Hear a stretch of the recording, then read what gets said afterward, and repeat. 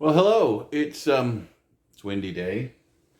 It's Monday. Tomorrow is Tuesday. That's how the days work. Um, it's gonna be a fast day for me, not for weight loss reasons, but because I'm seeing a surgeon tomorrow. Um, about probably gonna need surgery for a hernia, and I figure, well, if I fast the day before, and she wants to schedule me right away, then that'll avoid a complication because that's something they often want before any surgery is to fast, but this way I'll actually have a fast under my belt ready, so she can say, well, we'll do it now. It's not very serious. It actually almost seems to be getting better, which I guess is possible. I guess the hole closes itself up. Whatever, we'll find out. I'll see them tomorrow. I'm gonna not squish it back in, although it hasn't really need squishing back in. So who knows? They say sometimes when you make a plan to see the doctor, you just get better anyway. So I will give you an update. And as a matter of fact, this may not even be posted if it's all good news. Well, it's Wednesday, which means it's the day after I saw the doctor. And it was a very interesting doctor visit. Let's just say that. First of all, she didn't have her ultrasound, so she couldn't actually take a good picture, but she's going to send me for a CT scan. But from poking around and asking questions, she's got pretty much a good diagnosis anyway.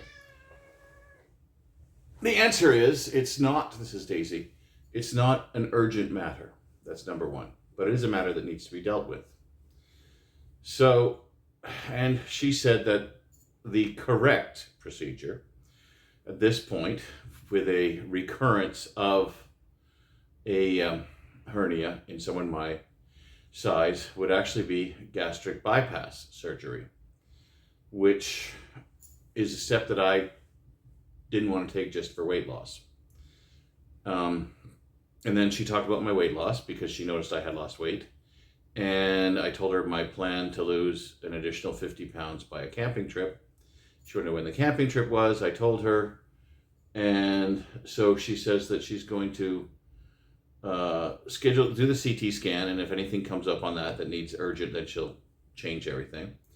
If I have any severe symptoms, I should go to the emergency room, which is a standard thing for them to say. But other than that, she's going to have a big consultation with me after the camping trip, at which point I should be more than 50 pounds less than I am now.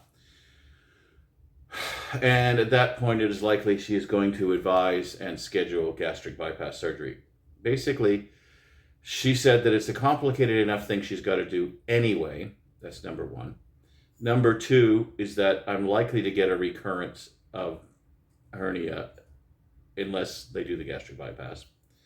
So it's going to fix the hernia. It's going to prevent recurrence of the hernia. It's not adding any level of complexity or risk. And it's not a step that I wanted to take. Now, there are people who swear by it. It is a big thing.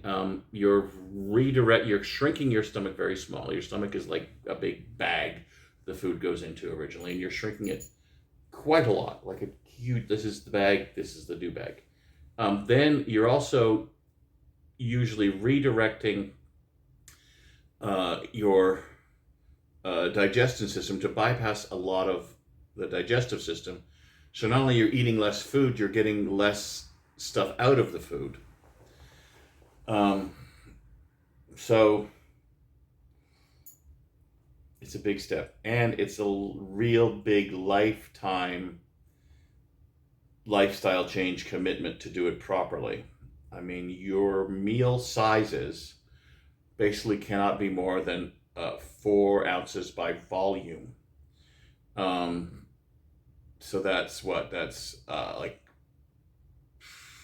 100 and something square centimeters. Yeah, it's not very much at all. So the size of a deck of cards is like the size of each meal. So you have more meals, like 5 or 6 meals a day, and probably vitamin supplements, but that's like your choice for the rest of your life. And you have to avoid certain foods that are more difficult to digest or that could cause gas, because you don't have room for gas to expand properly. And things like alcohol, which I'm not a drinker. I mean, I drink every now and then, but I don't drink to get drunk. I just drink because, oh, it'd be nice to have a nice little cocktail. So you have to avoid alcohol or be careful with alcohol because it's going to affect you differently. So it's a lot of things that you have to change when you get this surgery, some of which you have to change because your body's going to like reject. If you try to eat too much food or eat too much gassy food, it's really going to cause trouble. You can stretch it out again, which a lot of people do. They stretch out that stomach again and then they undo a lot of the good. This is not going to happen until summer, after the 4th of July. And that's when the consultation is. And then there's probably a minimum 2 weeks where they want you to be on a very strict diet before the surgery.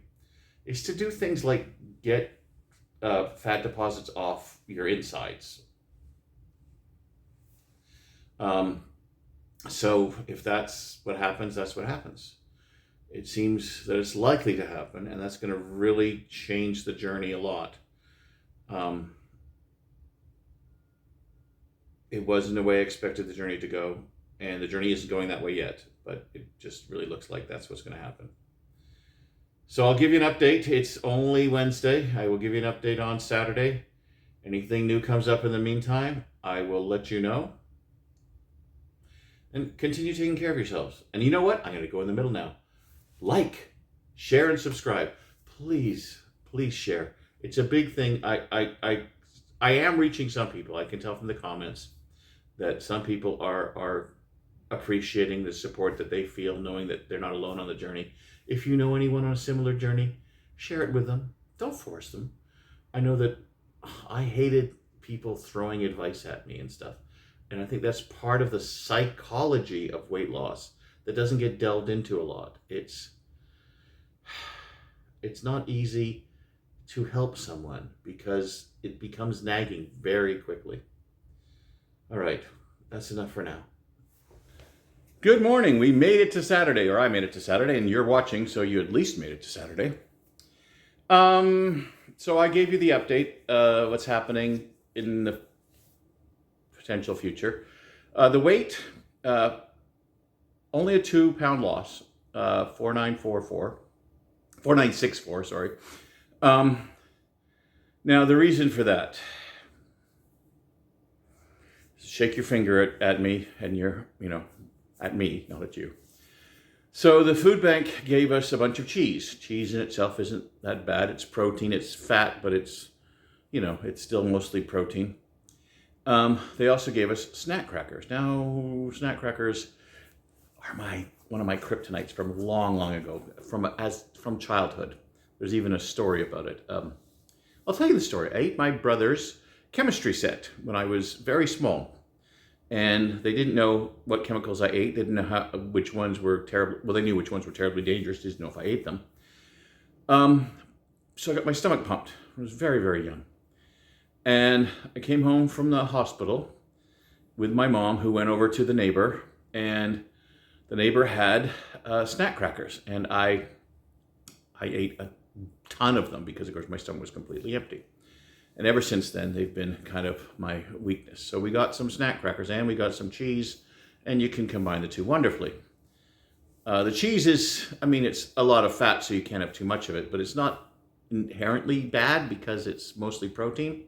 But you add a lot of carb, that's when the problem comes, especially for me. So that undid any benefit from the fast, which I said wasn't really done for weight loss. But the good news is that just the rest of the time, keeping a basic watch on calories and a basic watch on keeping carbs low meant that I only lost 2 pounds, which is better than gaining. So we'll see how it works this next coming week. We do have St. Patrick's Day coming up, which traditionally is corned beef, cabbage, and potatoes and carrots. So I just have to, have less of the potatoes and carrots. Cabbage is fine. Corned beef is fine. It's a fattier, saltier meat. so you may have some more water retention, and but it's not inherently bad. Nothing is actually inherently bad. It just, anything, you have to watch the amounts. Some things you have to watch. You don't want too much fats. You definitely don't want too much carbs, and you don't want too much overall calories. So yeah, doing well. Continue watching, please. Continue sharing. Let me know you're there. Comments are good. Like if you like, don't like if you don't like. And what are your kryptonites? And how do you resist them when they're like, here's a bowl or a box or a bag of something that you have difficulty resisting, but it's been given to you. I probably should have done what I advised about the cigarettes. I probably should have just thrown it out. That should have been my response, and it wasn't. And I guess it needs to be my response in the future.